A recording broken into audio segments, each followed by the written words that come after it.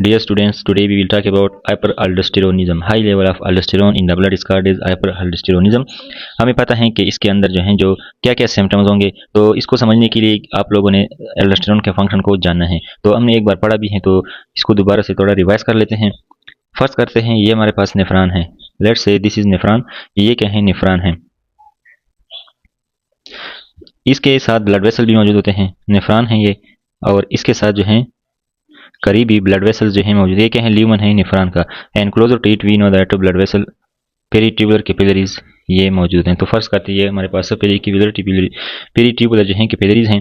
तो what is the function of अल्डोस्टेरोन? अल्डोस्टेरोन जो है ये क्या काम करता है? अल्डोस्टेरोन ये क्या करता है? जो हमारे पास पोटाशियम हाइड्रोजन है और पोटाशियम आयन है, उसको ब्लड से ल्यूमन ऑफ द नेफ्रॉन की तरफ लाता है, और जो वाटर है H2O और सोडियम है, इसको ले जाता है ब्लड की तरफ। ठीक है, तो अगर ये हाइड्रोजन ब्लड से नेफ्रॉन की तरफ आएगा तो एसिडिटी कम होगी, अल्कालोसिस होगा। सो हाइपरअल्डोस्टेरोनिज्म में क्या होगा? More hydrogen ion will come into the nephron. Hyperaldosteronism में यानी जब अल्डोस्टेरोन ज़्यादा होता है ब्लड के अंदर, तो मोर हाइड्रोजन क्या होगा? वो ब्लड से नेफ्रॉन की तरफ आएंगे। इसी तरह more potassium will come to the nephron and hypokalaemia will occur. Water और सोडियम का जो कंसंट्रेशन है ओवरऑल जो है यही H2O भी जाएगा, सोडियम भी जाएगा, बट ओवरऑल इफेक्ट जो है वो क्या होगा? इसमें एडिमा वगैरह जो है नहीं होगा। तो ये हमारे पास क्या है? हाइपरअल्डोस्टेरोन के फंक्शन हैं, और इस वजह से फिर हाइपरटेंशन भी होगा, क्योंकि maintaining of water is increase. तो प्राइमरी जो हाइपरअल्डोस्टेरोनिज्म है, इसमें हाइपरटेंशन होगा, नॉर्मल या लो पोटाशियम होगा, and this will cause weakness and muscle cramps, यानी हाइपोकैलेमिया में मसल क्रैम्प और वीकनेस आएंगे। ठीक है, लेकिन मेटाबॉलिक इसके बाद मेटाबॉलिक अल्कलोसिस भी होगा। ठीक है, लेकिन इसमें एडिमा नहीं होता। यहाँ पे जिस तरह हमने पढ़ा कि retention of water and sodium occur, but it does not cause oedema. Edema नहीं होता, and that is because of अल्डोस्टेरोन escape mechanism. अल्डोस्टेरोन escape mechanism की वजह से एडिमा नहीं होता। सो यहाँ पे मैं लिखता हूँ कि no edema due to aldosterone escape mechanism. अब अल्डोस्टेरोन एस्केप मैकेनिज्म क्या है? कि जब हमारे पास बॉडी जो है सोडियम और वाटर के रिटेंशन को लिमिट करे, यानी जब सोडियम और यहाँ पे हमने पढ़ा कि जब इसमें क्या होता है? अल्डोस्टेरोन ज़्यादा होता है, लेकिन सोडियम और बॉडी और जो वाटर है उसकी जो रिएब्जॉर्प्शन है वो हो रही है। तो इसमें बॉडी के अंदर कुछ ऐसी चेंजेस आ जाते हैं कि जो सोडियम वाटर का जो रिटेंशन हो रहा है वो लिमिट हो जाता है। ठीक है, तो अल्डोस्टेरोन एस्केप मैकेनिज्म क्या है? It refer to the body ability to limit sodium and water retention which is caused by high level of aldosterone and thus prevent it severe oedema and volume overload, even though aldosterone क्या होता है? ज़्यादा होता है। सो यहाँ पे लिखता हूँ व्हाट इज अल्डोस्टेरोन एस्केप मैकेनिज्म। तो इसमें क्या होता है? बॉडी एबिलिटी, बॉडी की ऐसी सलाहियत to limit sodium and water retention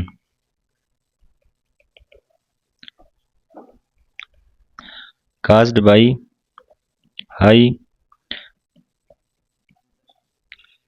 level of aldosterone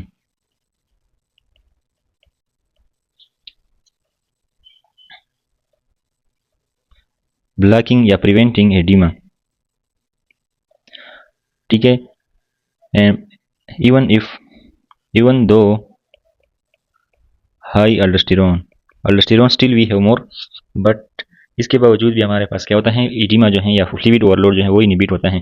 तो अब ये किस तरह से होता है?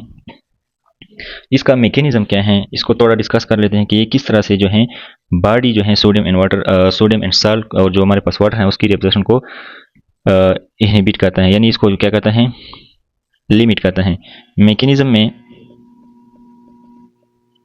हमारे पास क्या है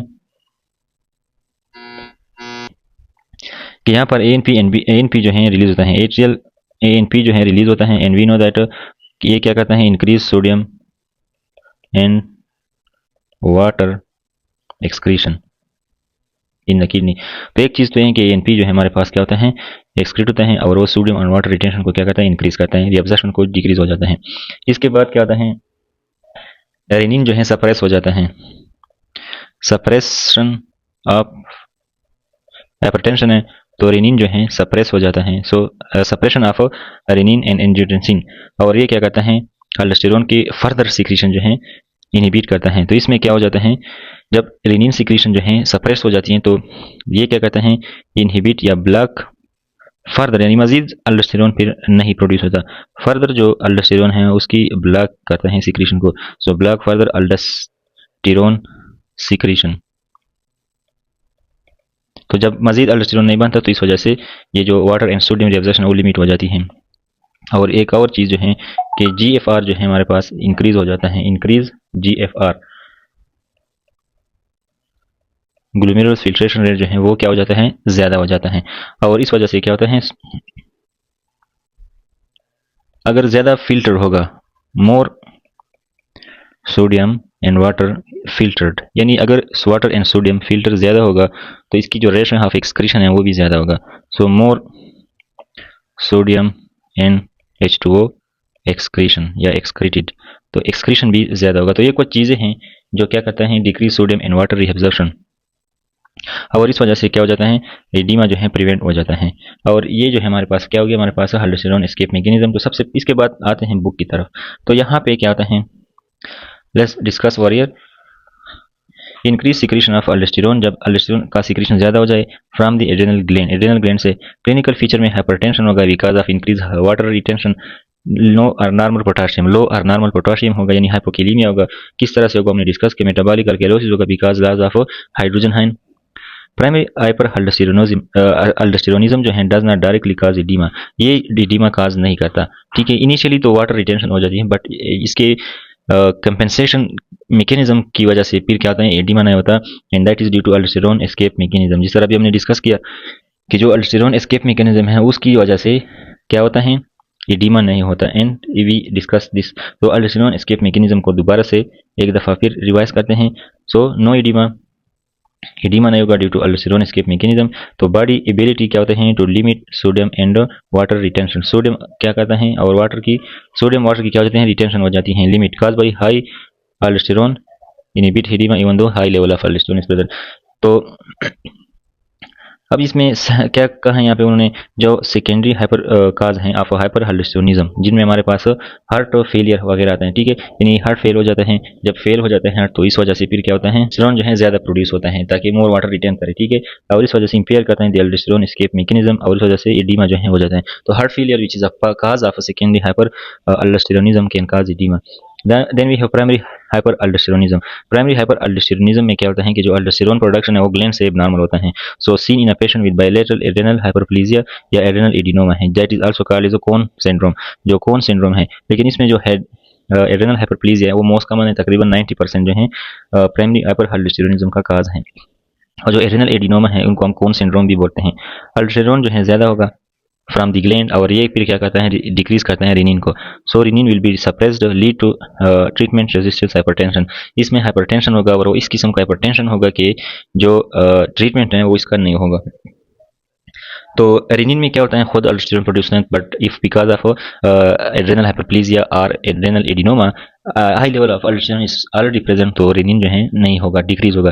then secondary hyperaldosteronism, secondary hyper aldosterone में मसला किसी और जगह पे होता है जिसकी वजह से अल्डोस्टेरोन की जरूरत बढ़ जाती है, and as a result high level of aldosterone is produce. So mechanism is this, seen is a patient with renovascular hypertension, juxtaglomerular cell tumour जिनमें रेनिन प्रोड्यूसिंग होते हैं, oedema, cirrhosis, heart failure, nephrotic syndrome. तो ये इन condition में क्या होता है, हो जाता है हाई लेवल ऑफ अल्डोस्टेरोन। तो ये हमारे पास प्राइमरी एंड सेकेंड अल्डोस्टेरोनिज्म है। प्राइमरी केस में जो ट्रीटमेंट हम देते हैं